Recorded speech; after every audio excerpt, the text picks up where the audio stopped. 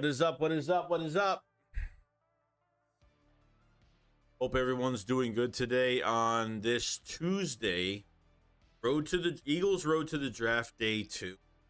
And like I've been saying, if you guys don't know, we're restarting our new segment of Road to the Draft. And man, we have a couple weeks left. I mean, that's it. I mean, we are off season flew by. It's gonna fly by even more going forward, but very excited. So we just go over obviously rumors every single day, a lot going on.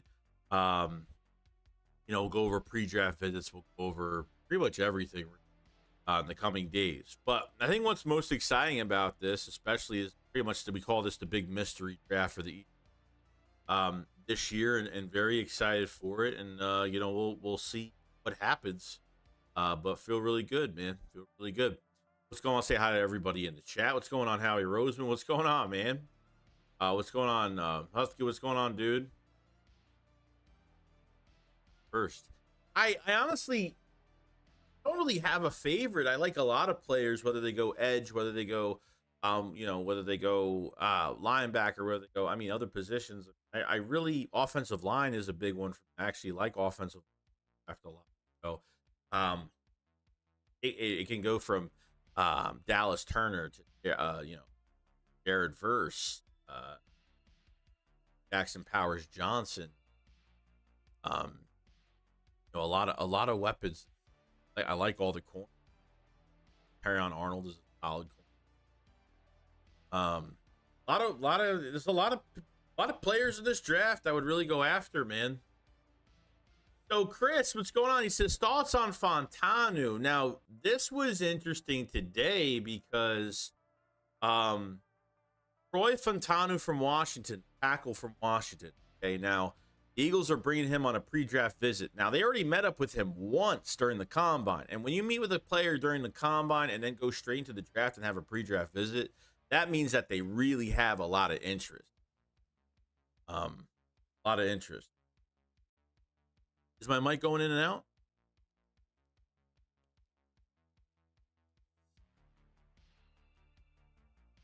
We know if my mic is good. I have to figure out this mic situation. I might have to get a new mic.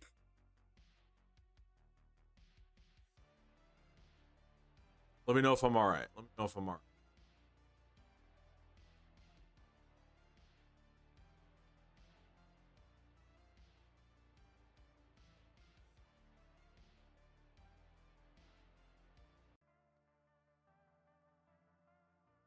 All right, let me know if I sound all right.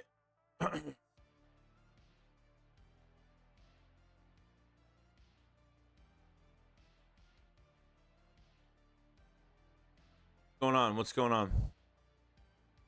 So, Troy Fontanu is interesting because this is a guy that redshirted his first year. Now he was a big time recruit as a guard going into college. He was a big recruit as a guard, turned to a left tackle. Now he redshirted his first year in 19, 20 and 21. He was more reserve, I guess. I think he only played like left tackle twice and I think right guard once for like 3 games. And then like the last 2 years, he's been pretty much at tackles. So he hasn't really played much guard, and that's where it kind of gets me nervous. But if Jeff Stoutland thinks that he's, if he feels like he can move a guy from the left side to the right side, and the versatility is there because Fontanu is the most versatile, most athletic. I think one of the most athletic offensive linemen in this draft that can go late first. You're either going to move back from 22, move up with that second round pick. So we'll see. So that's kind of been the news with Fontanu, Troy Fontanu as of right now, and really interesting. So, if Jeff Stoutland thinks that he can move to the right side, even the guy from Alabama, what's his name? I had his name on the tip of my tongue and I lost it. JC Latham, whatever his name. He's another guy that could play guard right now, is a tackle, but could play guard right now. and can move to that right tackle spot in a couple years. Okay. For Lane Johnson once he retires. So I mean, there's a lot of different combination type options going into this. No doubt about it.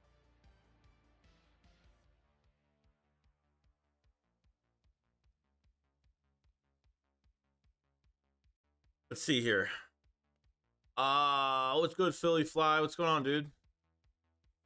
Hope you're having a good day. Yeah, the man says thoughts on Cooper Pro Day. Yeah, Cooper DeJean had a really fantastic Pro Day. Well, anyway, ran like a 4, what was like a 4, then like a 4.5, his first 240s. On his RAS testings, he was like a 9.9s out of 10. Out of like over 2,000 cornerbacks drafted from 1980, he's like ranked. I mean, it's 28th ranked out of like over 2,000 corners when it came to the testing. Just kind of nuts. He had a monster pro day, and I think the Eagles have more interest than they did. You know.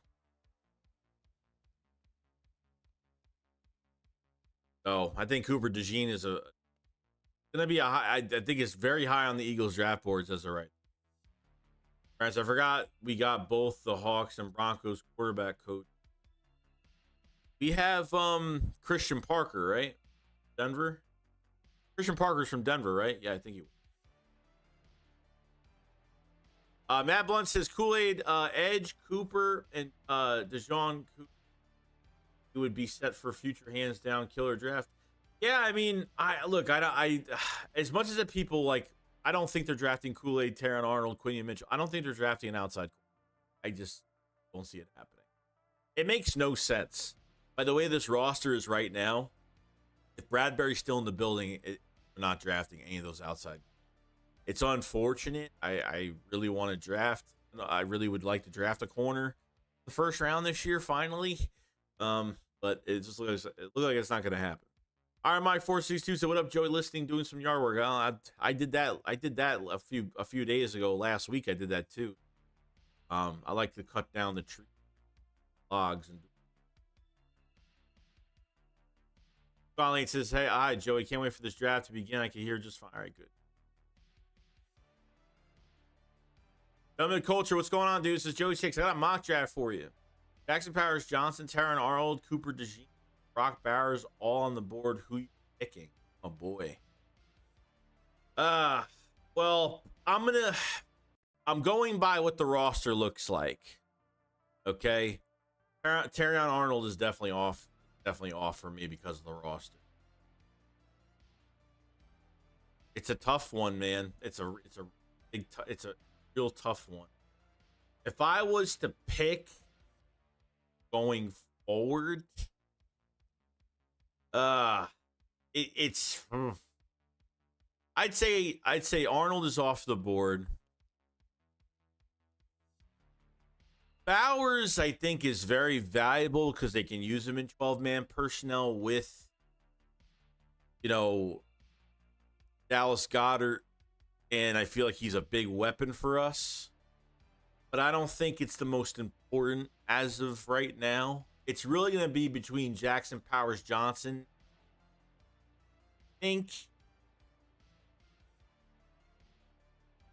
I really think our secondary needs an upgrade as much as I think Jackson Powers is the safe betting.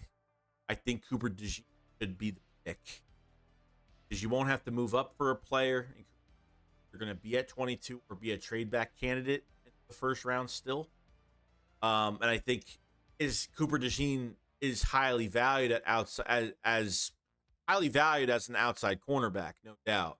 But he is a weapon for this defense. A pure weapon that can move around is a Swiss Army knife. Now, he came out of high school playing quarterback deep and safety. Was a big-time recruit as a safety going into college. Cooper DeJean, I think, has high. I think Jackson Powers Johnson has more value for the future. Cooper DeJean would definitely help the secondary right now. So, really tough. It's very, very tough between both of those guys. But more of a futuristic pick and a now pick would be Jackson Powers, which is definitely not needed because you still have, don't pick Jackson Powers Johnson. You still have Jurgens playing center, and you have Tyler Steen, you have Matt Hennessy kind of compete for that spot. So it would probably be Cooper DeJean that would be more realistic. That was a hard one, dude. That was a hard one. Clyde Jones, I wouldn't mind cornerback. I wouldn't mind offensive line at all, but why can't we just trade up or our future defensive end? We only have Nolan and Huff under contract. Yeah, I mean, whatever happened with the, and we talk about this a million times because honestly, we have no freaking idea what happened in the trade with us. Why the Eagles? Why Howie accepted getting barely any compensation?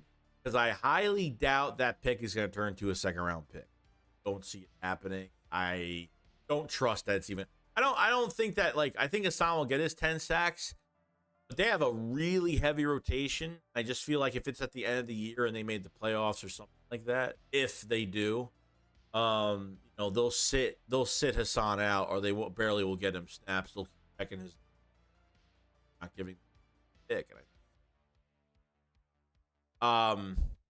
And Nolan Smith, not really his fault. I know he got hurt a couple times, but he wasn't, really wasn't, I don't know, doing too good. He didn't play that much. My mic.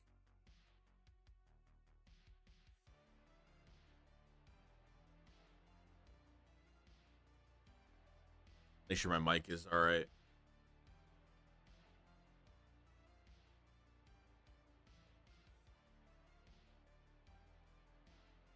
Because I've been watching the previous draft live streams, 500.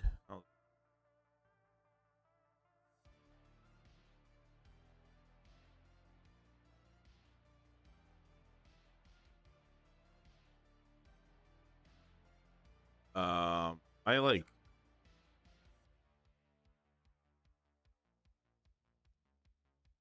Yeah, I don't know why it's doing that. I don't know why it's doing that. Fine.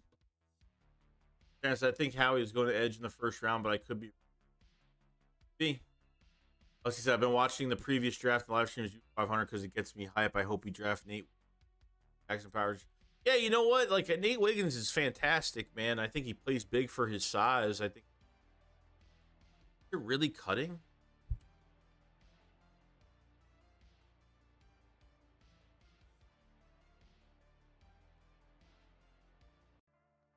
That is weird.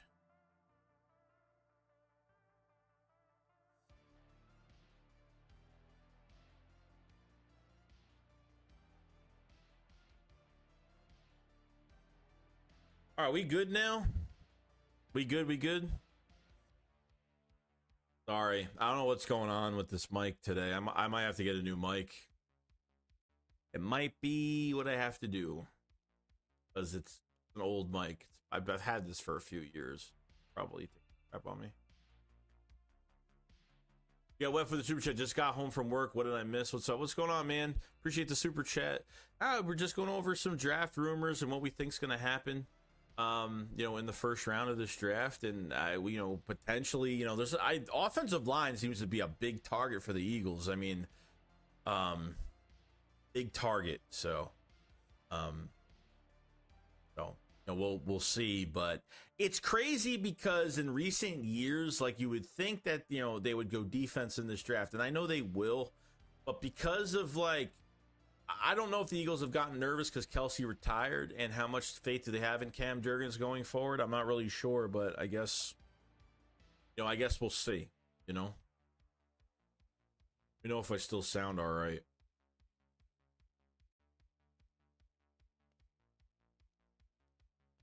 All right, I think that was the problem.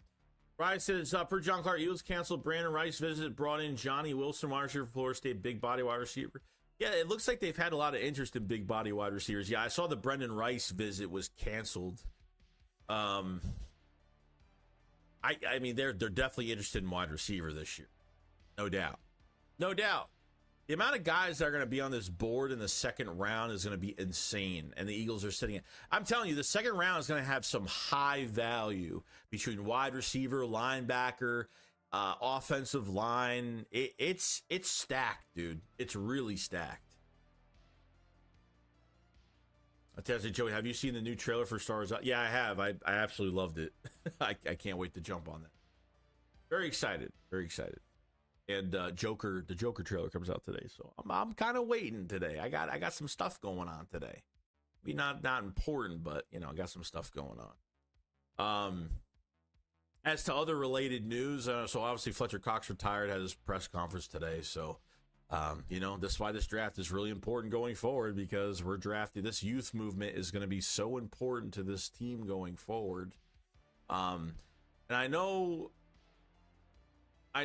everyone thinks the Eagles are going towards a corner in the first round, other than Cooper DeJean, because Cooper DeJean is just different. I think he's more value for the Eagles because he could play multiple positions, he can do more in general. So we'll see.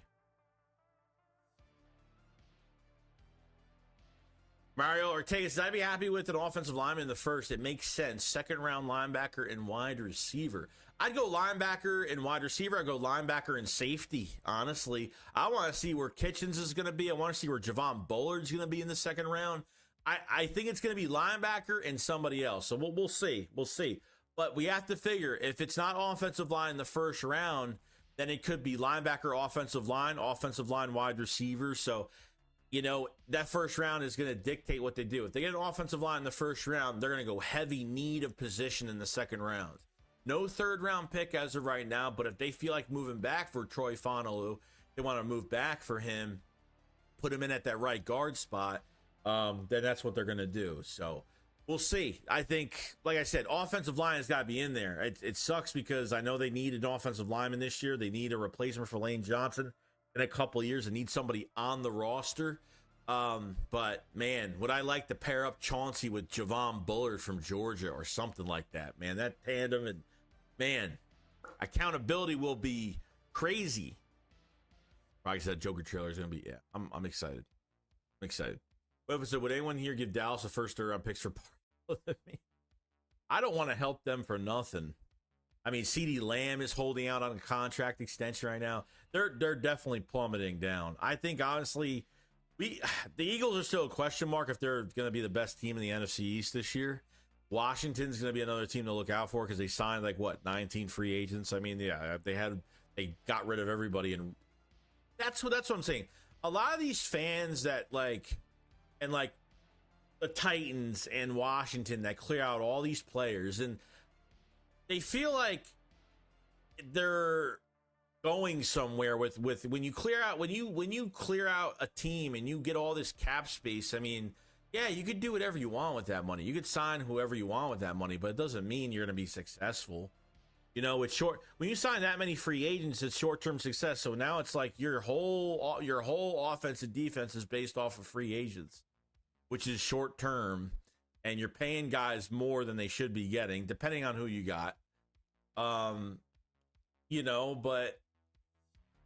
Washington, I think Washington's defense will be good this year. Their offense, we'll see. They still have a quarterback problem, in my opinion.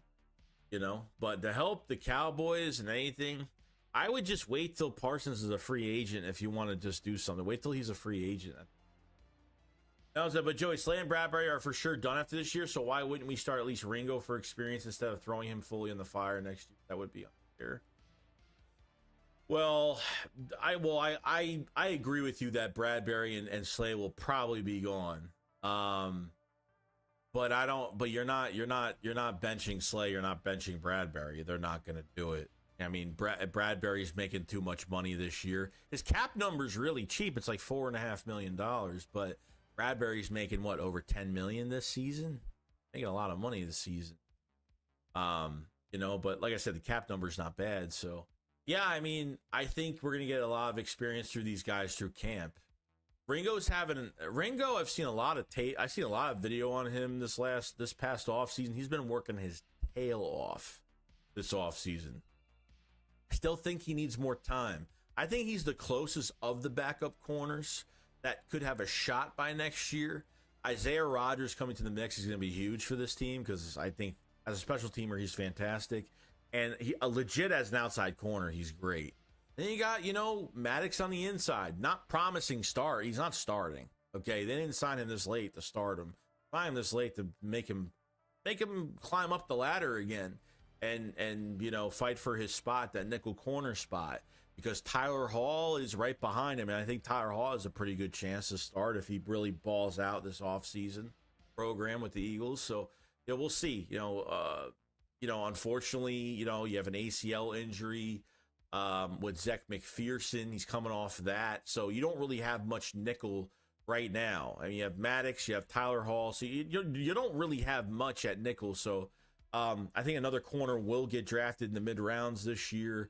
A role player that plays well with good pieces around him. So we'll see what happens. I don't see them grabbing a corner in the first round. Left is Cooper DeJean because he's a Swiss Army knife that plays multiple positions. The versatility is pretty deep up there. So, I saw that tweet from someone in Philly media that it's been difficult to track which of these are visiting Eagles. Yeah, there has been some. There has been a few of them that have been true and then false. Some of them have been true and then canceled. So, we'll see. Steve says, I'm honestly hoping we get an all offensive line or cornerback, then we get linebacker, then safety or edge. In the first round, well, yeah, I mean, cornerback, if it's Cooper DeJean, I think it's going to happen because you're not redshirting anybody this year, okay? The draft is more for the future, but you have to look at it this way, too, that the draft has to work for this year as well. This is a Super Bowl year, and you really need a top candidate at a position of need badly. So, Mablin said, also the draft one cornerback early, capable to start both so both him and Ringo can start next year. Oh, and Isaiah Rodgers in the slot, yeah. Isaiah Rodgers can play on the inside, but I don't think it's his strong suit, though. I think he's better as an outside guy, but it wouldn't shock me if they put Isaiah Rodgers on the inside. I don't think it would shock me too.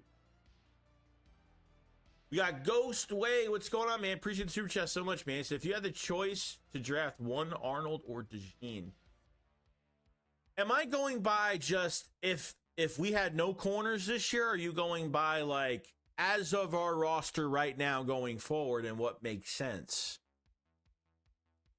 Okay. I think Arnold is a solid number one guy on the outside. If we had no Bradbury and had no, Darius Slay, or we didn't have one of them, I think I would go after Terron Arnold, no doubt. But because since you have both of them in the building and you want to get a quote-unquote weapon for your defense, that guy that could bandage up your secondary and be used for certain matchups every single week, okay? Cooper DeJean would be the guy. Are you saying as of right now? As of right now, it would be Cooper DeJean. If Bradbury and Slay are still here, which they are going to be, if Bradbury's still here at this point, he isn't going anywhere. It would be Cooper DeJean. 100%. We haven't had a hybrid piece, and the more hybrid pieces you have, the better you're going to be. We haven't had a hybrid piece in the building since Malcolm Jenkins. Really, I mean, Sidney Brown is becoming that hybrid player for us, but unfortunately coming off the ACL and could be back a lot sooner than expected, which is great. Could be back by the first game of the season, which is awesome news. Chauncey Gardner-Johnson, now he's here long-term. A guy, we're not moving him from safety, obviously, but if you had to and get more depth at safety or add in another safety, there could be cornerbacks that could play safety. There could be guys that can move around. That's the greatest thing about it. So if you need to move Chauncey down at corner for some weird reason and you have that extra depth there, or you could move, if you drafted a Javon Bullard, you can move him over. So, you know what I mean? So, and if Sidney Brown here, you can move him if Chauncey needs to move down. There's so many different things that they could do when you have more of those hybrid type players. And I think Cooper DeJean is definitely that player of that caliber. He is an outstanding outside corner, okay? He was a big-time recruit as a safety from high school going into college. So could they put him at safety? I guess. I wouldn't see why not. He's played the position before. He played quarterback, DB. He reminds me of one of those guys like my cousin Matt in high school, dude. My cousin played for Fordham, baseball. He could have played any sport at a high level. He was one of those guys in school that guy in school that, every time he just played something, he was good at it. Like, he was always good at everything he did. He never really had to work really hard. Like, he was naturally just good at everything. I think that's like with Cooper DeJean. I feel like he's just naturally good at any position he's put in. Got a high IQ. He's looking really good, man. His pro day really helped. So, Ron, I think Ringo is going to be a stud. I appreciate the super chat, by the way, Ghostway. I think Ringo is going to be a stud. I really do. 6'2" and fast as hell. He's an athletic demon. His ceiling is insane. I think he's going to be a hell of a player in Philly. The only issue I have right now is, I think the first 2 starts he had when he practiced with the team for the week, when what's his face took over, when Sean Desai was demoted down, Matt Patricia took over. I thought those 2 games were actually really good. I thought he played really spectacular, to be honest with you. Even he got beat a couple of times, and then, because that pass was either too high or it was taking too much time to get to the receiver, I thought he got there just in time. There were some really good pass breakups from him. I think he just needs to be a little bit more fluid with his hips. He could be a statue at times and can get beat at certain moments. But I think he has a really big future with the Eagles as a future corner. No doubt. I think he's got a ton of talent. I think it's just ceiling, like you said. And we'll see. We'll see. I think there's a lot to show right now. A lot to show. Darren says, wasn't Chauncey a versatile player of Philly in 22? We'll see what he is in 20. Oh, he's a safety this year. I mean, they're bringing him as a safety. They're not putting him at cornerback this year. He's got the versatility to play cornerback because he did it with the Saints and he wanted to change positions so bad. The Eagles gave him a shot when he got traded to promise him, hey, we'll put you at safety. And he played fantastic. Led the whole league in picks for a long time. You know what I mean? So you're a capable ball hawk in the backfield, which is great, which we really, really need. Chauncey's another one. This past off season, I mean, that was coming off a pectoral, whatever Chauncey had last year, that was a steal contract because it was like 3 years, 10 million guaranteed, a lot of incentive base. So he could make extra money by doing other things, but we'll see. Video Ruby says, y'all make it seem like the Eagles should be the scariest team in the league. Well, I mean, from what the Eagles had last year, they should have been, but because of bad coaching, they couldn't look like that. They could have been a lot better last year. 22, they could have been a lot better from certain coaching decisions during the year. Even though they were great, they could have been a lot better. Last year is just the year of bad coaching, unfortunately. Now you have 2 new coordinators going into this year, so. And trust me, if the last 7 weeks, I was shitting on this team every single week, and I was telling the truth every single week. At the end of the day, if you're subscribed to this channel, you're getting raw content. You're getting a guy that is not going to just go by what everyone else says. He's going to go by, I'm going to go by, how I feel at the moment, and not out of emotion, but not just out of emotion where I go ahead of myself, but out of emotion to where I make things really realistic of where we're at as a football team. So, we'll see. Fade, what's going on, man? Says Fid, name Crew Kinger says, you think we'll trade up or pick at 22? Really depends who they're going after. If they're going after Jackson, Jackson Power, Jack, whatever. I always mess his name up. Jackson Powers Johnson, right? If you want to move up for him, you're gonna have to move up top 13. I would have to say you're moving up for Jared Verse, you're moving up for Dallas Turner, you're moving up for any of those guys. You have to move up. Sitting at 22 is not going to get you anywhere. Yeah, so if you're going after one of these outside corners, which they're not this year, I doubt that. Like I said a million times this stream, you could sit at 22 to get a Kool-Aid McKinstry will probably be there at that point. But as of right now, I feel like if you're trading back, you're going for Troy Fontenot. If you're trading back, you're getting Cooper DeJean. I don't think you have to draft Cooper DeJean at 22. I think his draft stock definitely went up. But I feel like they could still move back a few spots, maybe acquire a 3rd round pick this year or something like that. There's a team that has to move up to 22. I know the Bills want to move up to 28 to get a wide receiver. So, could happen. Could happen. But most likely the past 5 years, 4 times they've moved up. So I'm thinking the Eagles probably want to move up in this draft. Probably want to move up.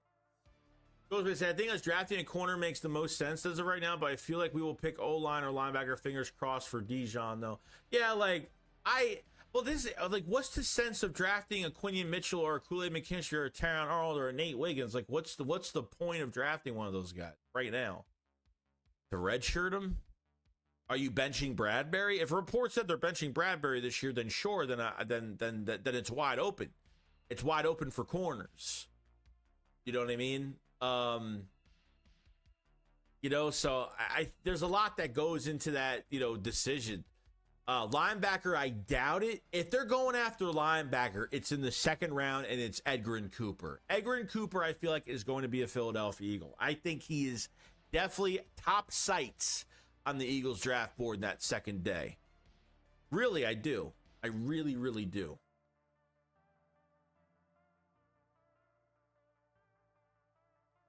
There's a Jax Powers Johnson actually went to high school here in Utah. Cool fact. Oh, that's sweet. Here's LaRusso. I think you're right with Jax Powers Johnson pick. Not sexy, but smart. Either him or DeJean. That's where I am right now. I agree 100%, and this is what I think. I think it's going to be Jackson Powers Johnson. I think it's going to be offensive line or it's going to be Cooper DeJean. It's either a trade up for Jackson Powers, a trade back for Troy Fontenot, or it's going to be maybe a little bit of a trade back for Cooper DeJean or picking Cooper DeJean at 22. Wherever they think is right. Charlotte Sharp said, I think our 1st round will go D tackle or edge. 2nd round cornerback Nate Wiggins and linebacker Peyton Wilson. Definitely. That could be. D tackle, do they really go after a D tackle for a 3rd straight year this year? I honestly don't know. I'm not going to make promise on that. So we'll see what happens, Linebacker, I think 2nd round, no doubt. When you think about, Peyton Wilson is, it's got a lot of patience, but man, that guy his athletic ability is off the charts. It's just a durability issue with him, but I think he'll be fine. You know what I mean? But I think that's what most teams are worrying about him. By side says, "What up, Joey? Hoping it's a lot too." Yeah, we'll see, man. I mean, I would rather. I'm kind of more now. I'm kind of more on the train of Jared Verse and Dallas Turner. Dallas Turner more of a scheme fit, but I think a fantastic edge rusher, and can go into coverage. And Jared Verse I think is the best pass rusher in this draft. The best. The biggest monstrous pass rusher that is in this draft is Jared Verse. His motor is just endless. Doesn't give up on plays. He's probably got the best bull rush the most violent bull rush I've ever seen from a player this year in this draft. Latu is right there, but I think Jared Verse. I have Latu as my third best on this draft, and not because he's not good. Not saying 3rd is bad. It's tough, but we'll see.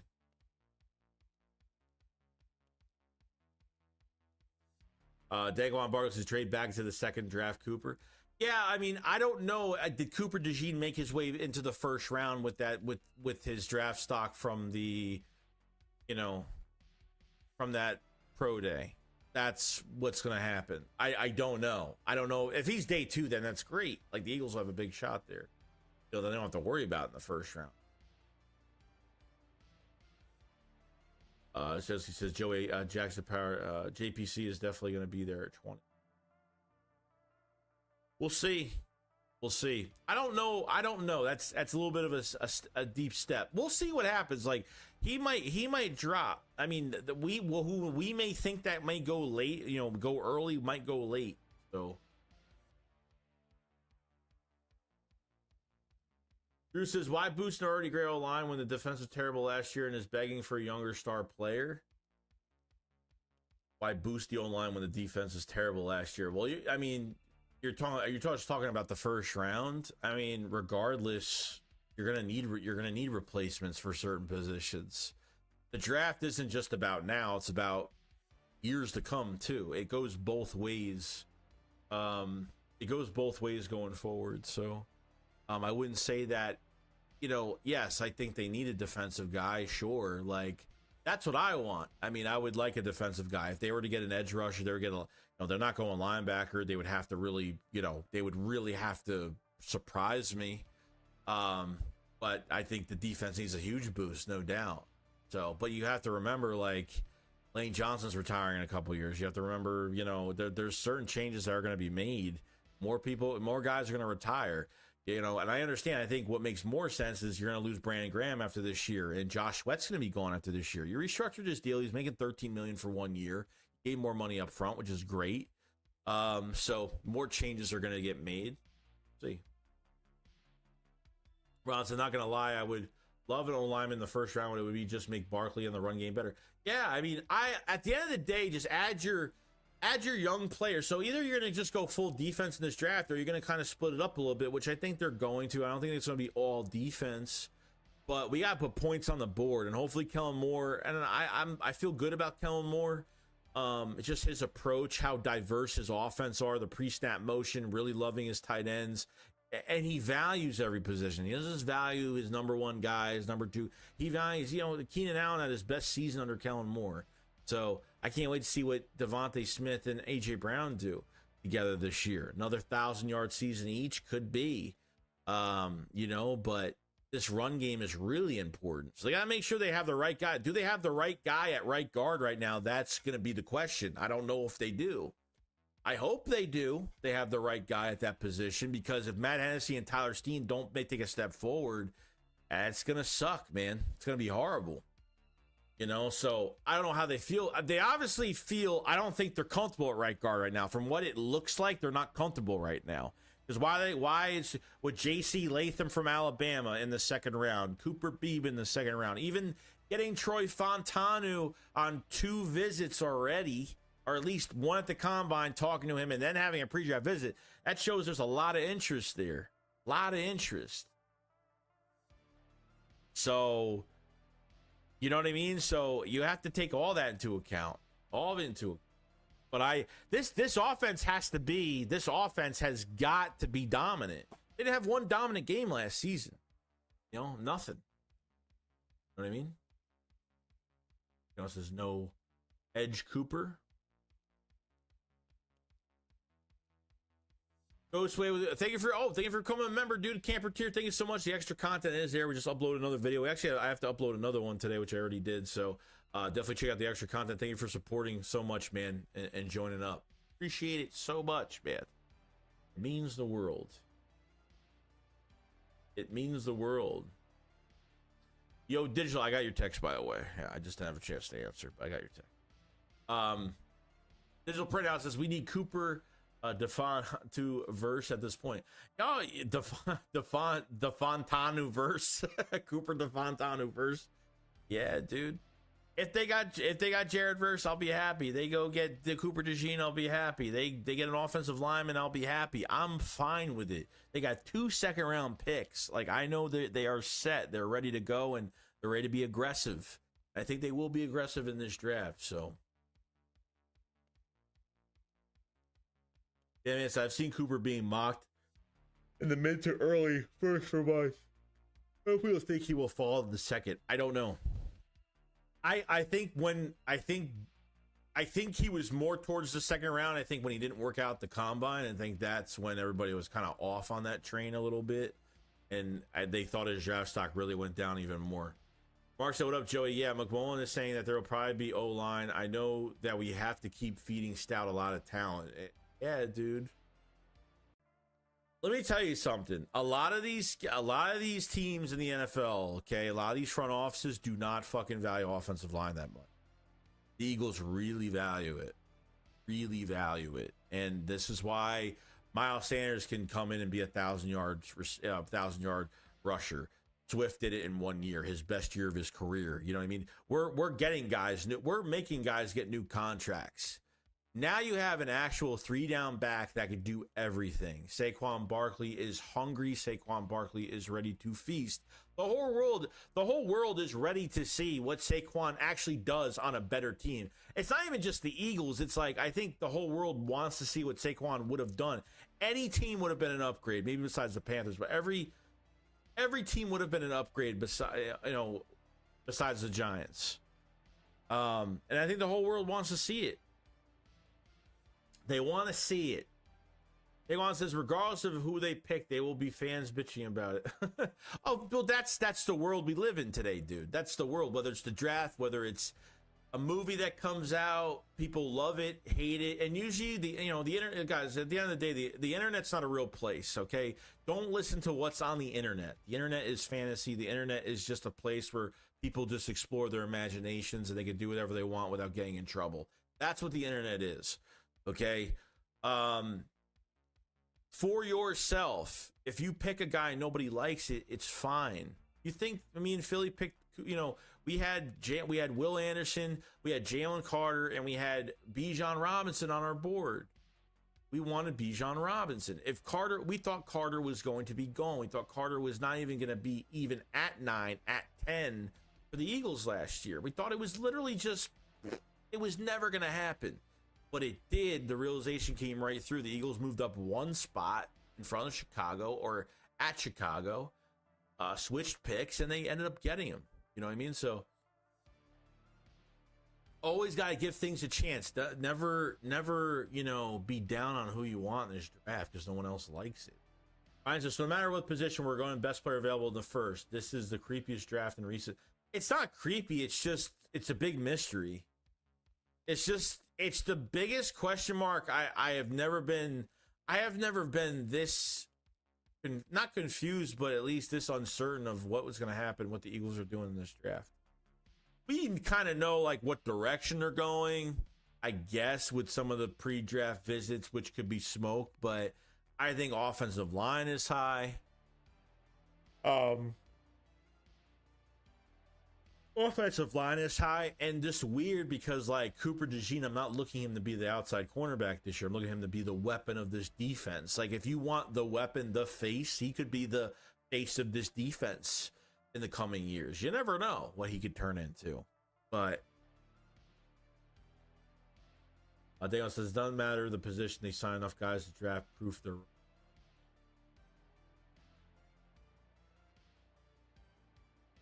Big Shreg says Cam wasn't great at right guard. He is best as center. I think he will play better as a center. Like right guard, he's just had a lot of work. I don't think he's horrible as everyone thinks he is, but I don't think it's his strong suit. Ryan said, I think we could upgrade at almost every position other than left tackle and quarterback. Yeah. They can always get upgrades, man. Chris said, Joe, it's either Fontana or Edge. I don't see Howie drafting DB round 1. No, I don't see them drafting cornerback, but you're saying that Cooper DeJean, it has no value coming to the Eagles? None? No draft day?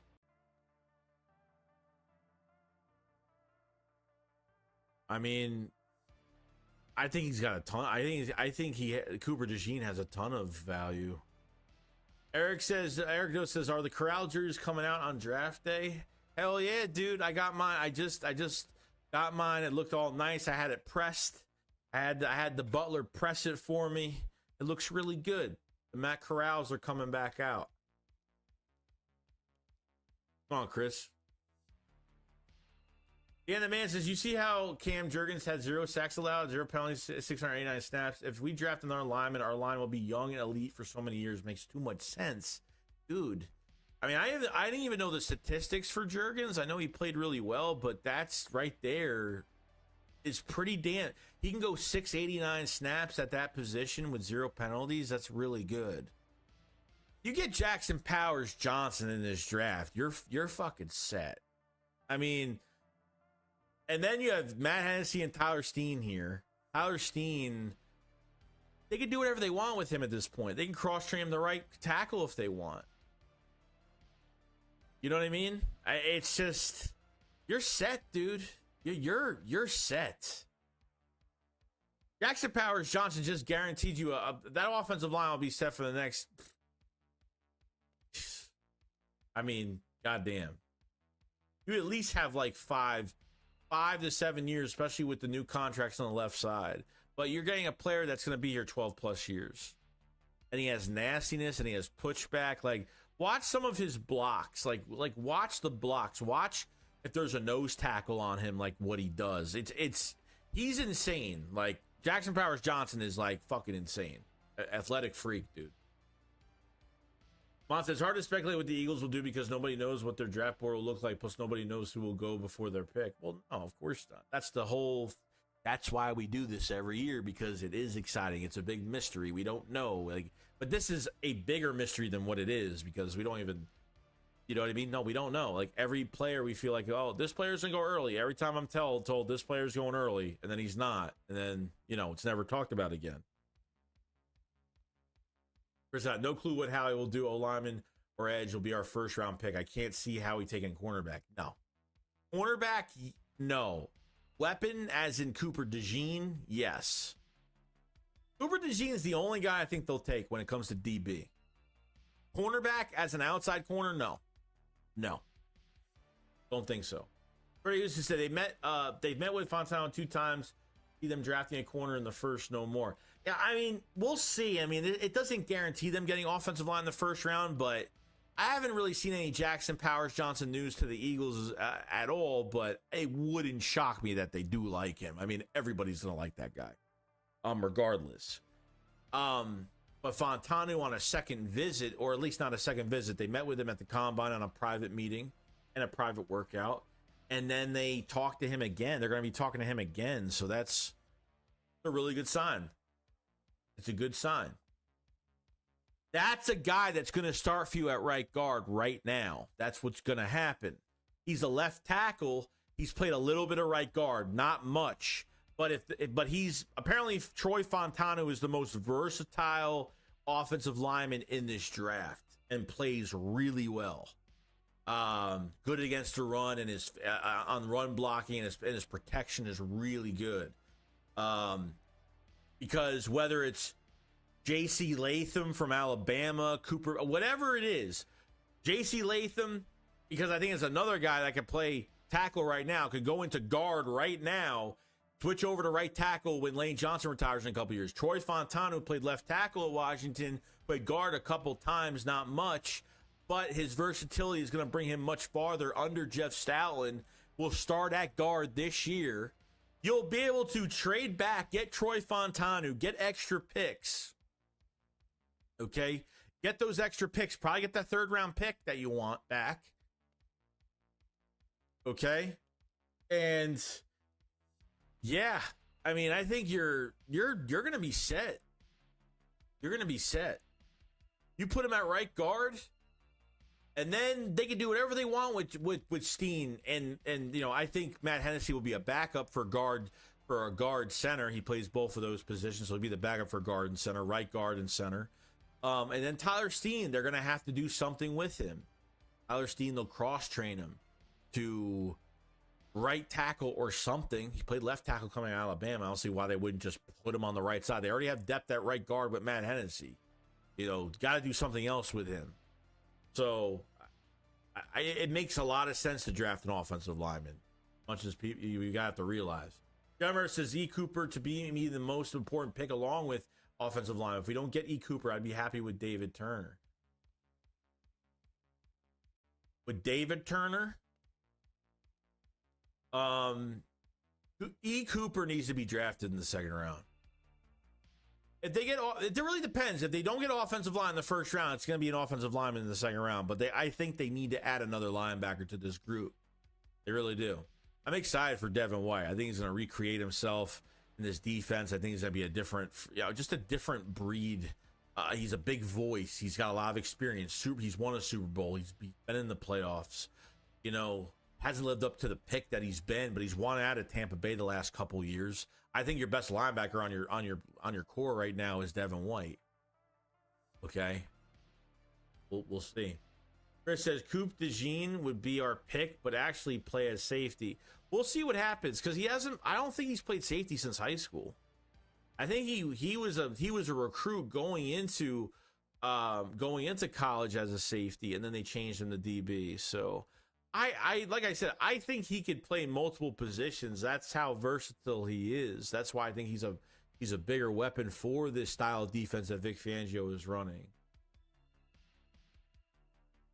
Yeah, Steen was a left tackle coming out of college, and then they moved him to right guard. That's what happened.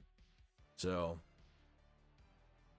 and you know, he was a baby last year. He was too raw last year. So, with another offseason under his belt, and what's going on this offseason, you know, could take a big step up. He really needs to step up. I mean, Jeff Stout has talked about Tyler Steen as he reminds him of Brandon Brooks so much, which is a really, really good compliment to have, you know. C. Hayes says, Latu and Edgar and Cooper is all you need. Max Mellon for all DB thirsty fans. Latu and Edgar and Cooper. Chris Scott says, Howie's draft strategy has been to draft an O-lineman with the second-round pick. I just don't know what he's doing. Yeah, I mean, he hasn't. I mean, the last time he drafted an offensive lineman in the first round with Andre Dillard. Dillard was a totally different story. Different team. Different coaching staff. That was a different time. It was a different time. It didn't work out. It just didn't. You redshirted him. Jason Peters was in the building. That's the shit I didn't like. Jason Peters was already here. You drafted Dillard, and he redshirted the whole year. Then you decide to throw him at right tackle, the opposite side where he's never played 3 times. You blew his confidence, and then Andre Dillard became an injury-prone fucking mess. That's what happened. Unfortunately, that's what happened. Sucks. Ryan says, facts. I saw the tape on DeJean. He's the best off-ball zone DB in the draft. The way he baits QBs and manipulates wide receivers is crazy. It almost seems like against wide receivers, he's almost running their routes for them. That's how in front of a play he could be. And yes, off-ball tackling. DeJean he's got his own craft. I like the more days that go by, the more I'm in love with Cooper DeJean. I'm not even kidding. Dude. I might get his fucking jersey. I'm not even joking. Bob, what's going on, Bob Brown? Says, Joey, building through the draft requires hiring great position coaches like Stout who can improve a unit. They don't do it anywhere else. This team does not invest in coaching. Coaching wins, and that is true. Well, Nick having too much control doesn't make you win anything. So what I'm getting at regarding this draft, regarding this offseason, okay, I don't think Nick had anything to do with the coaching hires. I think Fangio has his own power. I think Moore has his own power of what he wants. Nick, I think, only says he's involved just because he doesn't want to be on the bad side of the Philadelphia Eagles fans and the media, but I think it's all bullshit. I think he has nothing to do with anything. I think he makes it seem like... Remember that end of the year press conference when someone asked him, you know, what is your job? What do you do? And he said the same thing like 3 times in one paragraph. He said, I'm here just to keep the culture up. And there's nothing wrong with that. As a head coach, there's nothing wrong with that. I'm not on board with Nick Sirianni. Like, if Fangio fails this year, Nick has got to go. Like, this is it. If they collapse this year, bye-bye Nick Sirianni. I'm done. I'm already on, like, fingertip. I'm just on the edge with Nick right now. I'm not fully invested in him right now because I'm so pissed off I'm pissed off because of his decisions, what he did last offseason, making Brian Johnson the scapegoat and not taking any accountability for himself and not having a backup plan, almost losing your fucking roster, players not believing in what you're doing. You know, that's the shit that I couldn't stand. I think Moore will have a lot of power, and I think Fangio is so well respected, especially with the Eagles front office. He's got his own thing. So I would give it time, and I think you're 100% right, Bob, 100%. I think coaching wins. I mean, you could draft everything great, looks good on paper, but look, your offense looked like shit last year, and they still had 2 1,000-yard receivers, 1,000-yard running back, and you still had a fucking playoff game. But the hiring stage, Nick's hiring last year of Brian Johnson had nothing to do with what we did. He was just a guy that held the clipboard. That was all he did last year. This was Nick's game plan last year. And Nick has kept this style defense in-house for the last few years. Gannon came into Philadelphia with the Cardinals and was a different defensive coordinator, which told me that Nick has had control over Gannon and that defense in 22. And it fucking, this coach pisses me off. This coach is the main reason why we haven't done shit the last few years. Simple as that. In a lot of ways. That's all I gotta say. I'm done with last year. It's over with. We barely talk about it now. But yes, like another 2 new coordinators. You can't do this shit every year with a good fucking roster. You can't switch coordinators out every year. Your play calling, when Steichen left, and I believe this because Colin Cowherd said this shit last year. When you switch coordinators, it should never change drastically. That your in-house play calling, your in-house motto of play calling, of what the Eagles are good at and what they're known for, should never stray away from the team. You switch coordinators and fucking damn, everything changed drastically. I mean, didn't take any plays from his playbook. I mean, you brought nothing from Steichen's play calling to the Eagles this year. I mean, nothing. So, since Nick can't handle it, he's got no part in anything this offseason. And at the end of the day, okay, it's down to this coaching staff to get it right, to get it done. So, I feel good about it. I feel we're going in a good direction. And can we please have coordinators here for more than a fucking year? It's that time now. Fangio is different just because his scheme, and he's an older coach. Like, how long is he going to be here for? You know what I mean? Like, that's the only issue I have with Fangio is really his age and, like, how many years is he really going to fucking coach here? Gentlemen, coach is over under. Saquon Barkley averages 20 touches a game. I'm going to go under on this because I think with Kellen Moore, he definitely likes to get these running backs in the passing game. Okay? 20 touches, rushing, not going to happen. It could. Like, I'm not saying it can't, but I know Kellen Moore loves to use his running backs in the passing game, which we should have did last year. A lot of things we should have did last year, but we'll see. Mark said, I wonder if other fan bases are as pumped as Eagles fans are. What do you mean? What do you mean? I wonder if other fan bases are pumped as Eagles fans, like for their team. Oh, it just depends. I think you're always excited to upgrade your team every year. I think regardless if you had a bad season, good season, an okay season, you know. We'll see. We got 206 in the chat now. Make sure you subscribe to the channel if you already know we cover the Eagles every single day, and make sure grab yourself a membership from the pinned comment above and description below for extra content. We do extra draft content every single day. Doesn't matter what tier it is. Any tier just gives you all the content. It's all there. Appreciate it so much. We'll be doing these draft streams every single day. Now, update for the Philly Shakedown. I think Philly has to go to a wedding, I think, this weekend. So we're not doing the Shakedown on Saturday. We're going to do it tomorrow. We're not doing the Shakedown Friday, Saturday this week. We're actually doing the Shakedown, I think, tomorrow, I think.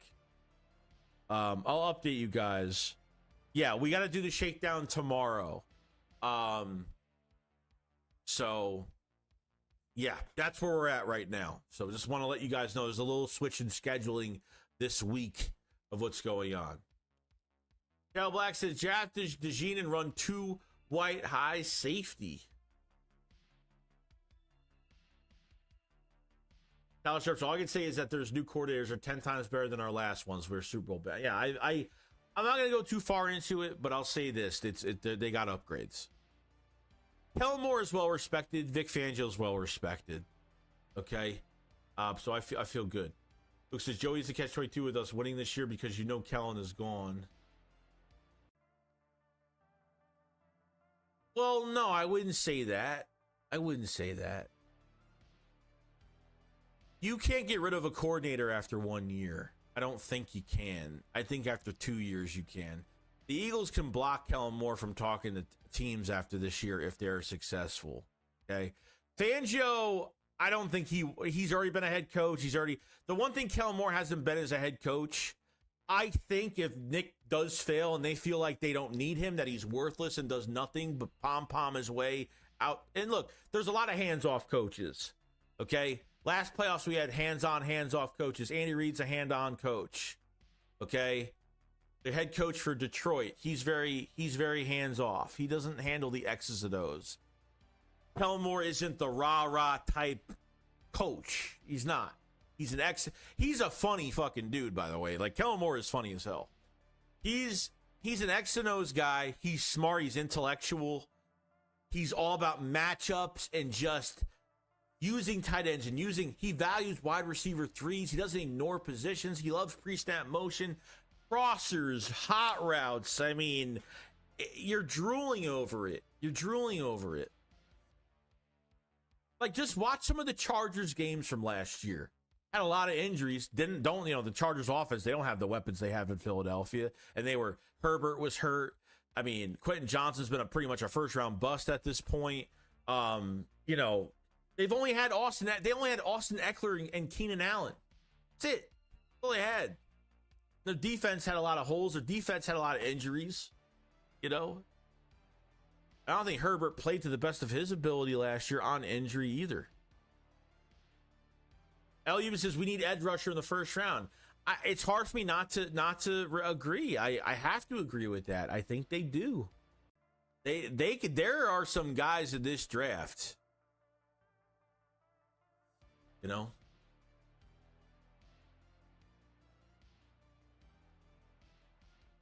We got GJQJ says, breaking news. Eagles signing star linebacker Harry Balls to a 2-year deal.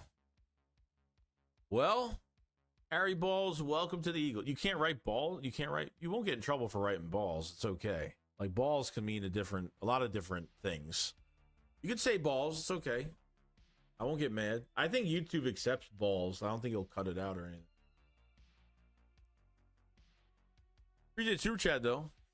They definitely need a new star linebacker. Definitely need a new linebacker, definitely.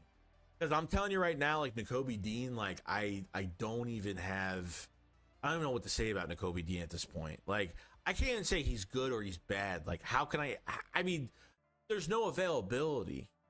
He's not even available. What, you know what I mean? Like, what are we supposed to do here?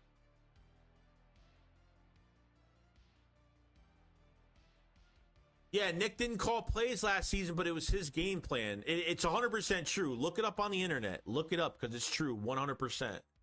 100%.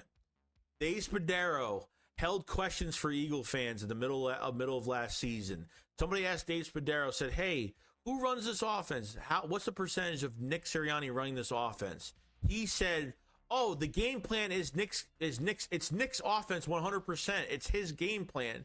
And the coordinators piggyback ideas to his offense. It doesn't matter if he's holding the playbook or not. That's what I'm saying. Like, if Brian Johnson was really that good throughout the season, why didn't he end up having a bigger job? We had a big collapse, but we never got a full game from Brian Johnson. Never did. Scapegoat, man. Scapegoat. Dallas Sharp says, seriously, Jalen Hurts hasn't had a steady offensive coordinator in years. I know, dude. I think Kellen Moore is going to do really well. That quarterback's coach, that Donnie, I forgot his name. That quarterback's coach that was with him with the Chargers, and he was with him in Dallas for 4 years. I mean, talk about coordinators having their own power to hire their own coaches. There you go. Ryan Saquon will get 2-3 receptions a game. He won't need to get over 20 touches. No, because you have a lot. You could spoil don't put too much on Saquon Barkley. Barkley is not only a luxury, but he's a home run. You actually have a home run hitter in this offense now. Miles Sanders wasn't a home run hitter. Swift wasn't a home run hitter. Very productive, and they could have used him a lot better. But I think when Saquon Barkley gets to the second level of this defense, opposing defenses, he's gone, man. He's gone. You know? Joe Merritt says, let's get Joey to friggin' 30K. I appreciate it so much, man. Maybe one day. We'll see.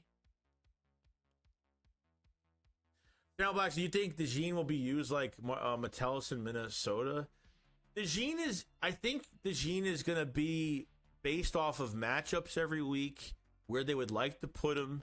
They can put him as a linebacker. Because in open space, DeJean is a fantastic tackler. The guy takes really good angles. The guy can shed blocks. The guy's physical. The guy tackles low. His tackling is not the issue. It's where they put him is going to be where he succeeds or not.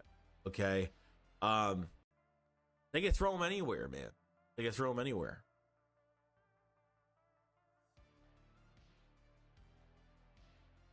See, Boulder Trash, the reason why Nick is back is because the Eagles' issue is mainly play calling with Nick. Yeah.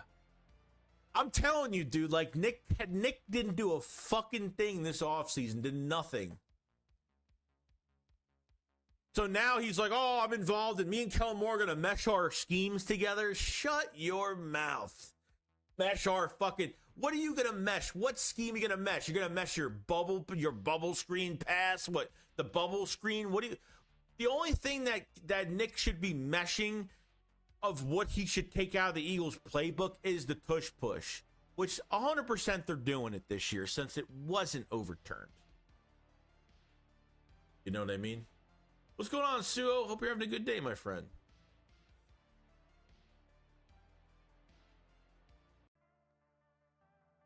Ross Bill says it's all of their game. It's all of their game plan. The coaching staff comes up with a game plan. Even Shane's play calling was Nick's playbook. Well, to a certain extent. In 21, Nick was the play caller, and Nick barely ran the football. You see how it's the 21 season was almost similar with 23 in a lot of ways because they were barely running the fucking football under Nick's. If it wasn't Nick's game plan, we would have been running the football a lot more. But I think what Nick was involved in Shane Steichen's, when Shane Steichen was given the playbook in 21, I think ever since then they did run the ball more. But there were instances in 22 where they weren't running the ball enough in a lot of games. And I think Jalen had to say something. I think things were said behind the scenes, no doubt. You know? Ultrago Vegeta 99. What's going on, man? Damn, I thought it was starting at 450. Oh, the stream now 405. I think I had it at. Yeah, Doug Newsomere. I can't say his name. Terrence says Doug Newsomere is the QB coach's name. Joey, you're casual. I don't care. I don't give a shit. I don't care. You know. Rob says, Joey, your mic sucks. Hard to listen to you like this, and I have you on every day. Why is my mic... I think people say shit to say it. I'll see a name I don't recognize, and they'll say, like... Yeah, my mic's fine. I don't know what people are fucking... I just changed, like... I think why I was cutting in and out a little bit is because from a certain point of the mic, there's a setting for where the audio goes into one side of the mic. I just changed it so the audio could come from all sides of the mic. So that's probably what the issue was. Yeah, I suck. I guess I suck then. I don't know. God, all the coaches came up with the game plan the same as their year before with Steichen. The playbook hasn't changed since Nick got here. The coordinators sucked. To an extent, I guess, too. Girl says Milt Williams about to have a breakout year. Can't wait. Well, this is a contract year. This is a huge contract year for Milt Williams. A lot of video on him working his tail off this offseason. I think we're going to see the best out of Milt Williams. I think Milt Williams is one of the most underrated players on this defensive line that really doesn't get his... When he gets his opportunities, he shines.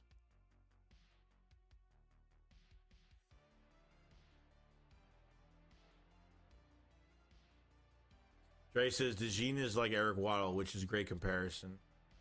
This words. What up, Joey? Hope all is well. You too, man. Ross says you are right. Nick is just here to look cute for the camera. I don't know. People just your mic is coming through, but it's quieter than everything else. I have to turn you up and turn down. All right. Yeah, I'm probably gonna get a new mic. This will probably be my. I'm gonna get a new mic. This mic will probably be my game day mic when I stream the games every week. I think I'll use this mic for just game day, and I'll get a more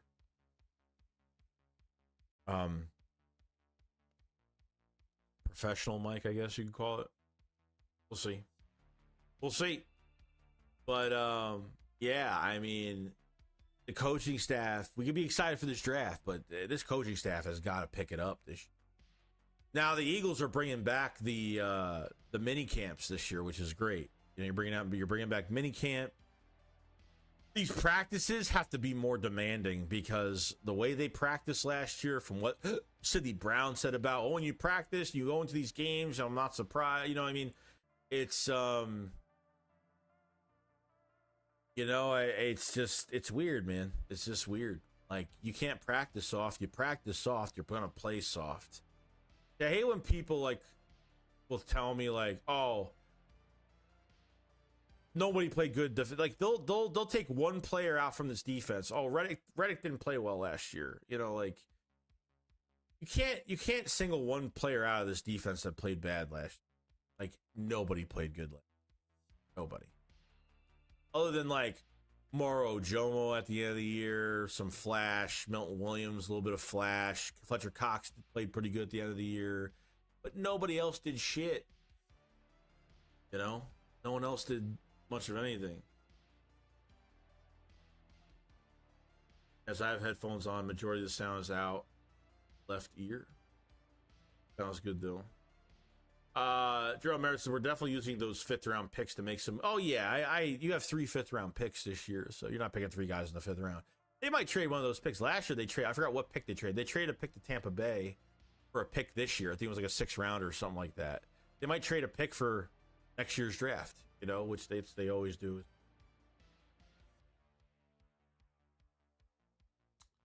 Do you know why DeJean is? Do you know why DeJean is like Eric Waddle? Because he's white. Okay. What? Okay, both players are white, and DB Cooper, welcome back. Says y'all going to draft Jalen Skirts replacement in round 1. You guys need to. I know we're horrible. You guys are probably gonna have to get.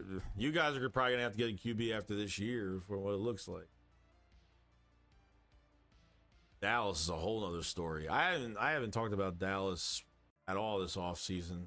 I've been more focused on this team, but Miles says shakes. Yeah, Joe, I just got on. Has anything happened? Nah, today, no. I mean, we're just talking rumors. So it's going to be all rumors. If you're expecting big moves right now, besides like if they make a big move for a trade up before the draft is here, that's they trade picks with another team or something that they can do. So, you know, we'll appreciate you, DB. Appreciate you, bro, coming in. So it says Nick's the friggin' head coach. Don't care if he didn't call plays. He clearly saw it wasn't working and he changed nothing. He's in the meeting room of the offense and he's in the game plan. His fault. And the crazy part is, dude, like, because Nick has too many young coaches around him, nobody could go in and take over play calling. That was another big problem. Like, nobody could just take the play calling away, or they can give the play calling to someone else. He lost the roster because of that. He lost them last year. He did. He lost them.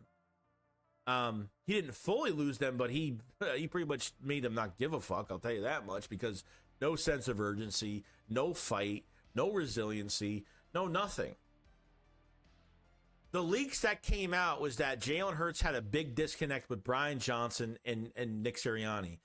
Jalen Hurts, you meet with your quarterback every fucking week, and you meet with your coaching staff, like Suo said, every single week. And you know what you did? The leaks came out that Jalen Hurts wanted during the 7-game stretch. Hurts went up to Nick and said, "Look, we need more intermediate passes. we need to work more middle of the field, because all the defenses would have to do is zero blitz, zero blitz, zero blitz, zero blitz, and that was it. You pressure Jalen Hurts, you win, because you're running. You had nothing in the middle. Middle was wide open. Nothing in the middle every time. You had 3 wide receivers and a tight end just running a go route and stopping. I mean, these route combinations took way too long to develop. It was a mess. It was a total mess. The big leak was Jalen Hurts wanted to pass a little bit better, to change the playbook a little bit more. And Nick just swept it under the rug. That's it. Swept it under the rug.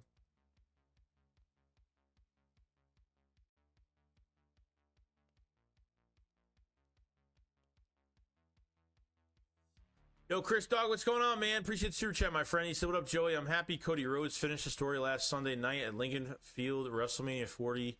Hashtag thank you, Roman. Yeah, it was actually pretty good. I actually watched some of it.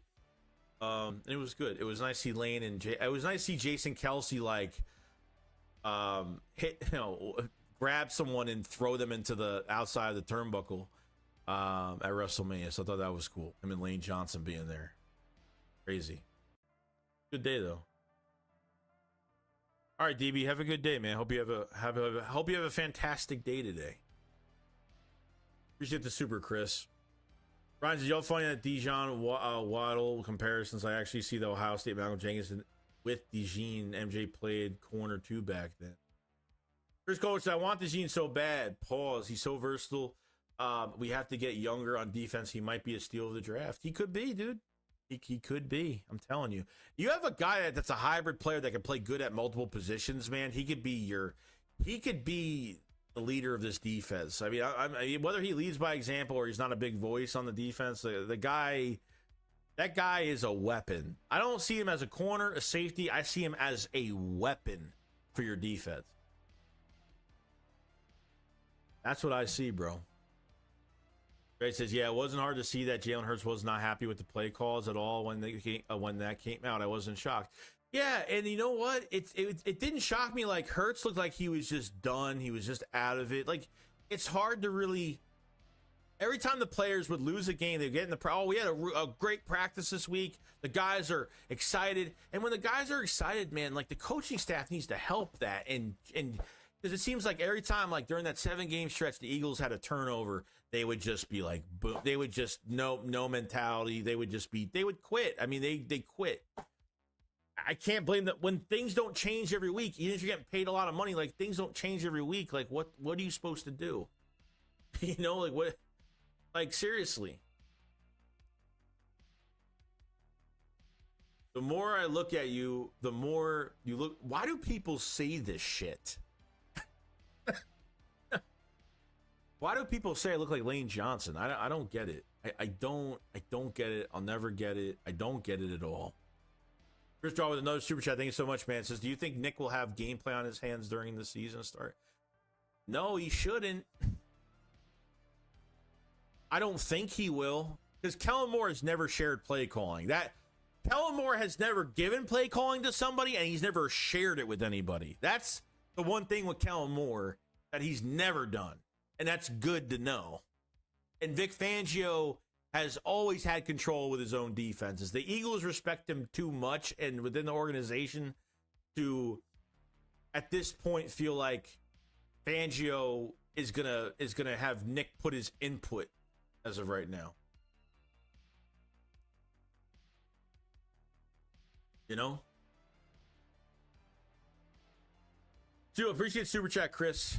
So it says, we scored points because of the pure talent we have. Can't wait to see this offense with Moore and having the offense on board with him. Going to be special. And now, watch the video.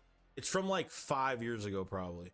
Watch the video of Kellen Moore like he was in a Cowboys. Like the way Kellen Moore goes over matchups, and like, there's a video that came out when Kellen Moore was hired. There was a video that came out of Kellen Moore at like an actual meeting with the whole team or the whole offense, in this room, and like they went over video and stuff. And Kellen Moore is just like, man, this guy knows how to play. This guy knows matchups and play call and rip. He was like ripping players at the meeting, not in a bad way, but like say, oh, you should have did this. That wasn't good. See, if you just did this, that would have, so watching Kellen Moore just draw plays out, like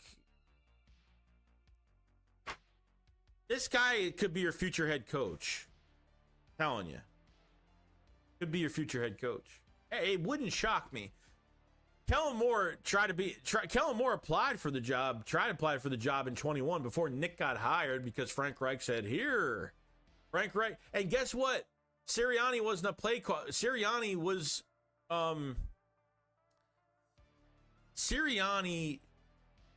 didn't play call with the Colts. Okay? Frank Reich called the plays with the Colts. That was the news that came out when Nick was hired. Nick didn't call plays for Indianapolis. He may have helped with some things that he always does. And after Steichen left in 22, he said, oh, I could do this. Why not? If we didn't have the talent we had, this would have been a worse season. Crazy how you have this much talent, and I've never seen a team like fall apart that way. That will never happen again. And if it does, bye-bye, see you later. If you get kicked out first round of the playoffs, bye-bye, see you later. I don't care. I don't care. New direction at head coach. If they feel, if the Eagles feel like Kellen Moore just brings too much success to this team, and they feel like Kellen Moore could be, they want to keep this play calling in-house as a head coach, he'll be here for years. Kellen Moore will be here for years. Especially when you know that he's going to have the offenses that he has. The only thing Kellen Moore hasn't done is he hasn't won a Super Bowl. Kellen Moore, I think, he's won a playoff game, but other than that, he's won a playoff game. He's been a playoff choker for Dallas. I mean, you go from Scott Linehan, Kellen Moore, and still having the same issues with the same quarterback for years. They put the blame on Kellen Moore more than they put the blame on Dak Prescott. That's just the truth. Fizzler says, we'll know if Nick has his hands on. Oh, no, we'll know. We'll know pretty damn easily. We'll know. Radio says, Shakes looks more like Bebop from Deep Heat Ninja Turtles that he does. Bebop? Who the fuck is that?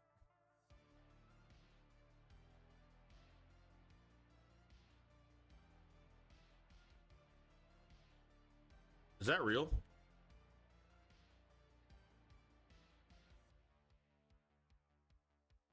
I don't know who you're talking about, but he's a pig dude? What the hell is that? Joey, in your opinion, what do you think the Eagles will do in round 1, round 2? I think they will get cornerback, safety, and linebacker round 2. It depends where they get an offensive lineman. If they get an offensive lineman round 1, then I feel like they will go after. If they get an offensive lineman round 1 and Cooper DeJean is already drafted, I think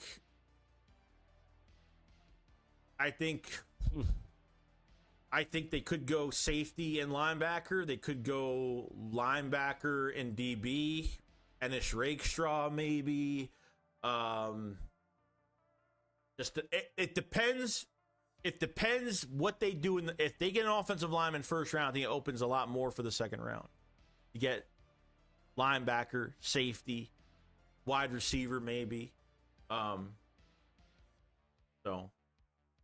we'll see. If they get off to a slow start, Moore is likely the head coach by week 6. I don't doubt it. I don't doubt it. If they're like 2-4, yeah. If Howie and Jeffrey Lurie let this guy do what he did last year, and I really doubt it, and I really hope they learn their lesson with this fucking guy. I hope it's a different story. But Joey, Kellen Moore is just a coach. Dak Prescott's just a game manager who is good enough not to be good enough. Players play, coaches coach. That's true. It's got to work on both sides. You got to have the talent on both sides. A good coach, and you have to have a good player. I get it. I saw a similar clip. He's good at exposing defense's weakness with an unlimited route tree to get everyone open. Love it. Oh, yeah. Go watch that video. Let me see if I could find it.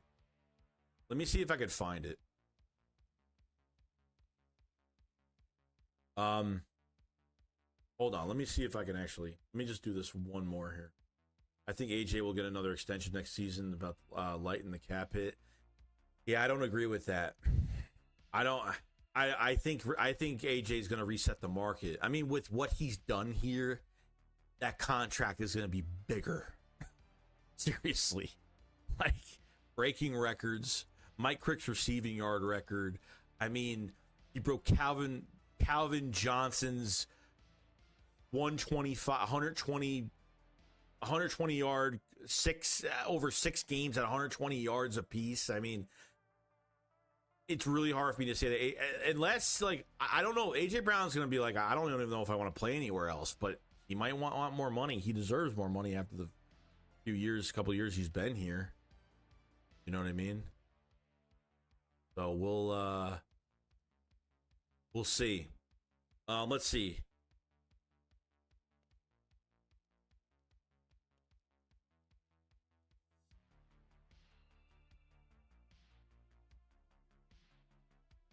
I'm trying to find that video.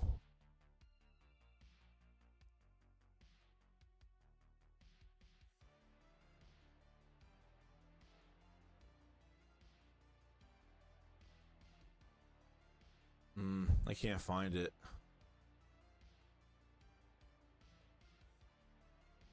There's like a video of him in a meeting, like how Kellen Moore conducts like the offensive meetings, and like he goes over like games and goes over matchups for the week. It was absolutely amazing how he was doing it. Like I really, really liked it. But yeah, I haven't. Yeah, I can't find it. Can't find it. Dom Zero Joey, sorry, but why are we letting an elite pass rusher go? Reddick is an elite pass rusher, and we're relying Bryce Huff, who was in the rotation. Yeah, the Reddick stuff is interesting. The only thing I could say about it is why they did, because Reddick was just. There's rumors that Reddick was very. It wasn't really about the money. That Reddick. There's more rumors on this Reddick thing. It goes in so many different directions. I don't know why. It's a 26th third conditional pick. I'll never know why they did that. I think Reddick wasn't coming back here. I think Reddick wanted to come back here, but I think there were some differences in how he was being used in the defense or something like that. So I don't know. I don't know what's going to happen, what they're going to do. Bryce Huff was more of a rotational guy, 43% of the snaps, with 10 sacks, but that's only for 1 year. $17 million a year might seem like a lot, but it's really not. It's still a good amount of money, no doubt. It's still a big contract, but that contract is going to look good in another year. I don't know if he might play well this year. He might be a monster this year. Who knows? I mean, Bryce Huff, look what he did to us last year. I mean, he single-handedly got in the backfield a few times. The thing that I'm starting to get, which I can see, and I get that, consistently from Reddick, you're not getting statistics from him every game. Pass breakups he's not going to get in this system. The only problem I have with Hassan Reddick being with us is that he's not going to get you numbers. He might not get you numbers for the month. He's very streaky, like, how this goes, okay, Reddick might not get you sacks in a month. Unfortunately. He doesn't. Reddick will have 0 sacks in 4 games, but then the next month he'll have 7. They would rather draft a guy like Dallas Turner that's going to have, that's going to get pass breakups, that's going to get his hands on the football and be good in open field tackles. And not just be at edge. You get paid as an edge rusher to go after the quarterback. You don't get paid as an edge rusher to be good against the run. And I have no issue with them not being good against the run. I could care less. Because that's the big, he's not good against the run. He's not. Dude, ends don't get paid for being good against the run. They get paid for going after the quarterback. So, something happened behind the scenes that didn't go well. And so far, this contract hasn't been signed by Reddick to the Jets yet. Still not signed yet. So what it's telling me is If Reddick plays on the last year of his contract, which he could have played with the Eagles on the last year of his contract, then something must have really happened behind the scenes. That's all I could say about it. All I could say about it. But do I think they have enough on the line? No, I think Reddick was a loss in some cases, yes. You know, but you have to look at the future, not just now, because you're losing Graham after this year. You're not re-signing Josh Sweat. His contract just got restructured. Milton Williams are free. Your defensive line is going to lose like 3 guys.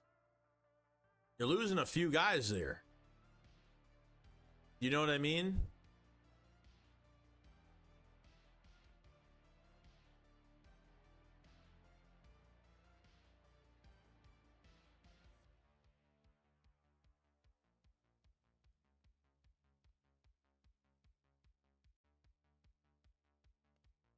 I'm trying to find that video on Kellen Moore. Like, I'm trying to find it.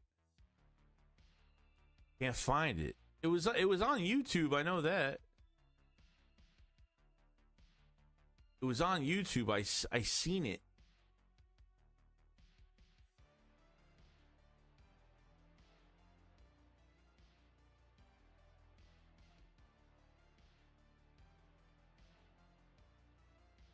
Yeah, I gotta look for it because God, it was such a good video. I was like, man, this is how he like does a meeting and like he goes over all these plays and all these matchups and trying to find it here.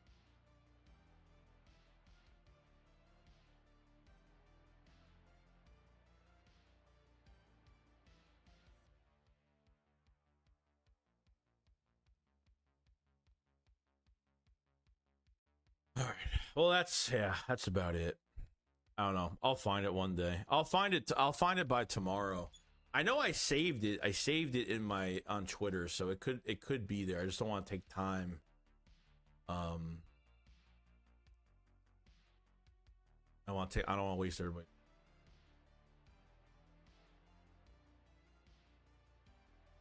Eagles fan, didn't Alshon get an extension? He's nowhere near talented as AJ. Well, yeah. At the time when Alshon Jeffrey got that 4-year fully guaranteed deal, it looked like a really good deal, and then he fucking fell off after that. He was an injury-prone fucking mess after that. Imagine he signed a 1-year deal. He could have got a multi-year deal with the Colts. I remember the Colts were after him in free agency.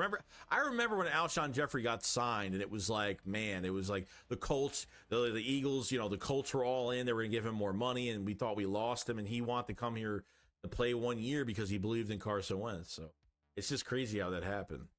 Don Smith said, Joe, can a team survive paying 2 wide receiver big money, AJ Brown 25 and Smith potentially 26? I don't know. It's not to say they can't do it. Of course they can, but I don't see the reality of them signing AJ Brown and Devontae Smith. And Devontae Smith's a homegrown talent. The only issue AJ Brown's going to have is, man, like, I can get more money somewhere else, but, man, like, I'm not going to enjoy playing, like, for another city. It's going to be really tough for AJ to leave Philadelphia. There's no doubt. And Jalen Hurts might say, hey, if you want to stay, stay, but, you might have to take less. AJ Brown deserves more money as he's getting right now. He really does. Sorry, but AJ Brown is just... I don't even think we've seen the top potential to Devontae Smith yet. We haven't. That's how bad this coaching staff has been the last few years. Super Bowl loss or not, that year we didn't see. There wasn't enough. We haven't seen enough of what we could have, what we can be seeing every year. Akumatas says you're in a room during a zombie apocalypse with 2 exits. Exit 1 leads to a room on fire. Exit 2 leads to a room with 10 zombies waiting on the other side. Which exit do you choose to survive? Oh, I choose the 10 zombies. I'll fight off 10 zombies. That's fine. That's fine. I guess. Do I have a weapon? I need some more information there. Eagles fans, his cap goes up $20 million.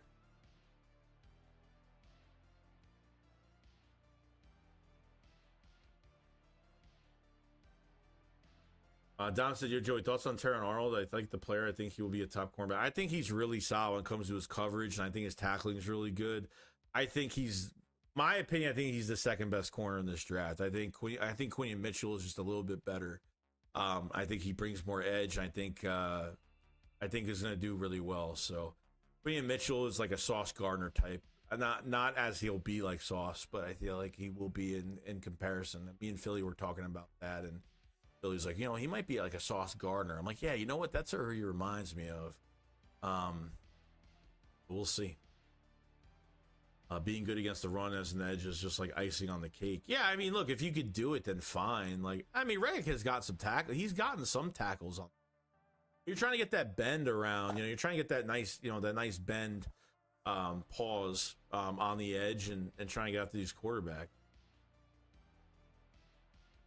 Well, the Reddick trade was just as much a cap move as anything. The trade can be properly evaluated. The roster. Yeah, so the Eagles will get $14.5 million back for the cap next year, and the cap is going up $20 million. The Eagles can have $70 million in cap space next year. I mean, it's crazy. Like, please for the love of God, win a Super Bowl this year, and then go into next offseason with a fucking really good plan. You got cap, you have flexibility.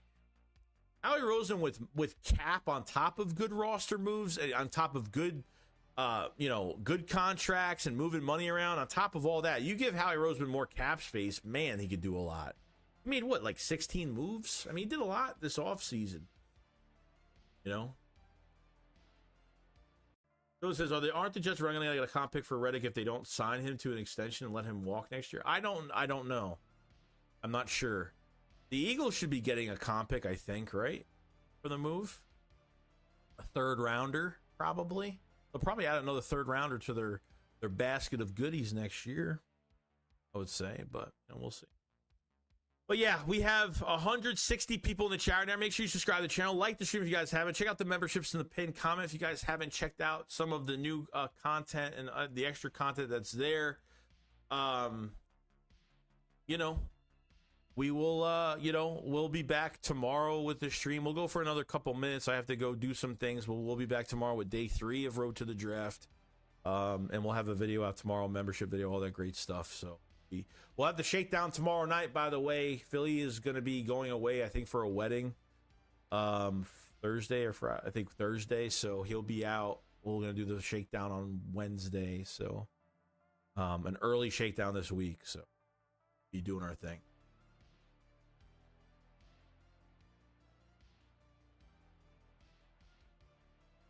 Henry says, do you think Smitty waiting on Lamb, Jefferson, and Chase Con? Oh, yeah, 100%. 100%. That's what he did. His agent's like, don't sign a deal right now. Go wait.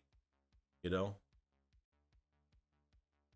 right, Joey, see you. All right, Dom. Joe says, I can't find that video. I probably have it. It's got to be somebody up. It's on Twitter probably, because I remember it's got to be on Twitter. It's got to be on Twitter.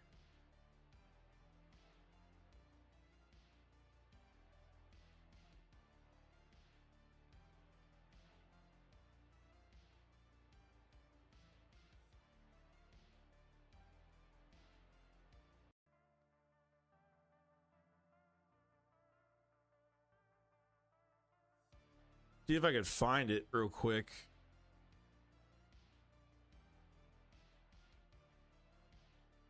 Let me check my media. Gotta be here. It's gotta be here. It's gotta be here somewhere. Yeah,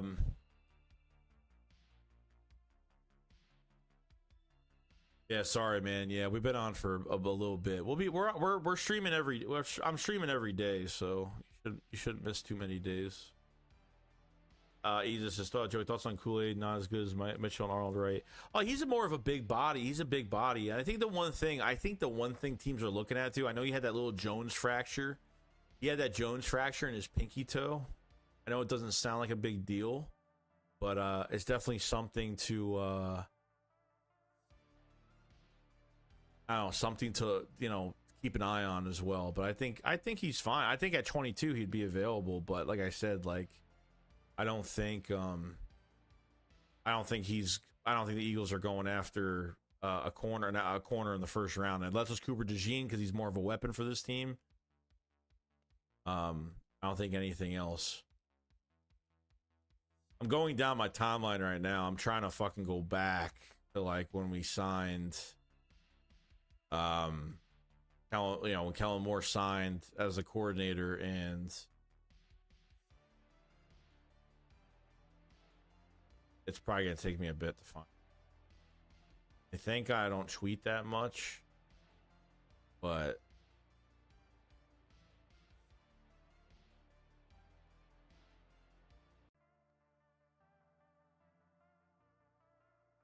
Eric says, what is your realistic dream draft picks in the first 2 rounds? Realistic dream? My realistic dream right now is that they sit at 22. They move back a few picks to draft Cooper DeJean. I think that'd be the best. I think that would be the best player they could get for this defense that could play multiple positions for them and play at a high level. Go into the second round. I would go JC Latham with the second rounder if he's there. And I'd move up with that second rounder at 50. I'd go Edgar and Cooper. That's where I would be at. If the Eagles don't get a defensive end early, I don't really care too much. Is it as strong without Reddick? No, but I'd rather have a better secondary than a better defensive line. Yes, I want the defensive line to hit home, and I think they'll be just good enough. Even without Reddick, I think they'll still be just as good enough without Reddick. But I think with a better secondary behind it, more linebackers that could play downhill after the quarterback, I think it fits in really well. So I will take the hit on Reddick not being here and not getting a top prospect to a better secondary. I don't know if it was a short or long video. We're gonna find out. I'm gonna fucking find this shit.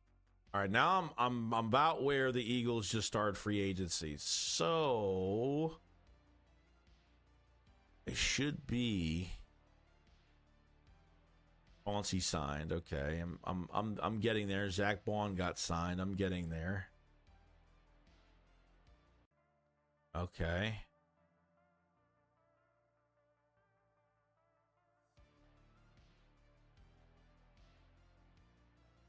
Bryce Huff signing. I'm there. All right, now I'm before free agency now.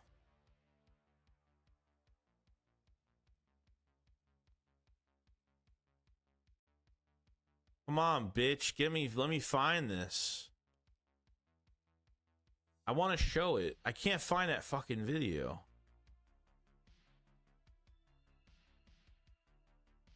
Oh, that's not it.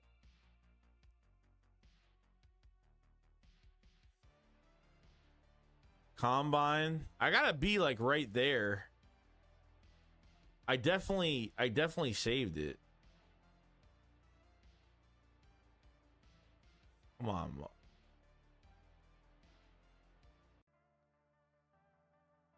It's in January, Joey the vid.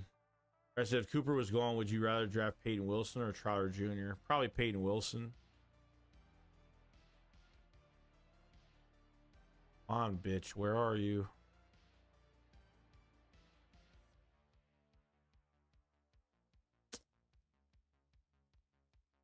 Man, where is this?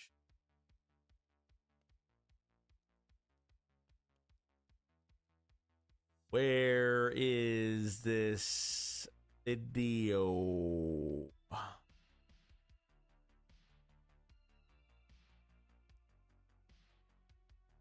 Yeah, I don't know. I can't find it.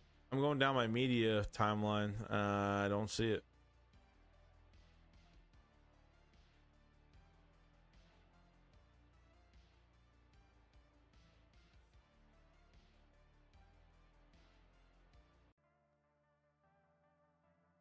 That was January. Yeah, so I got my truck in January, so it might be right here because I remember I got my truck in January. So should be in the right spot.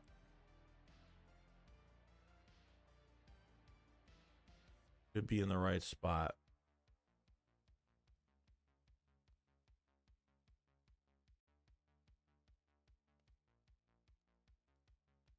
Yeah, I don't know. I don't think I have it in here. Come on, bitch. Where? If I could just find this, I'd be happy.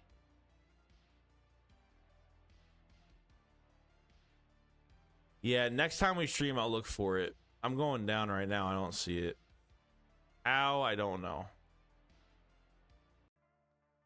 Don't know.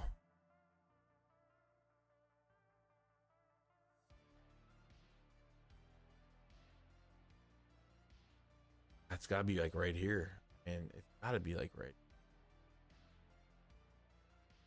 All right, here's the. All right.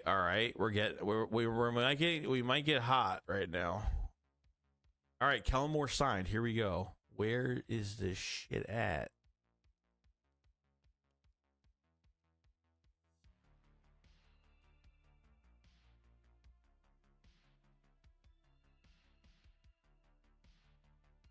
Yeah, I don't know. I'm gonna have to look for it. I feel like I'm like right there.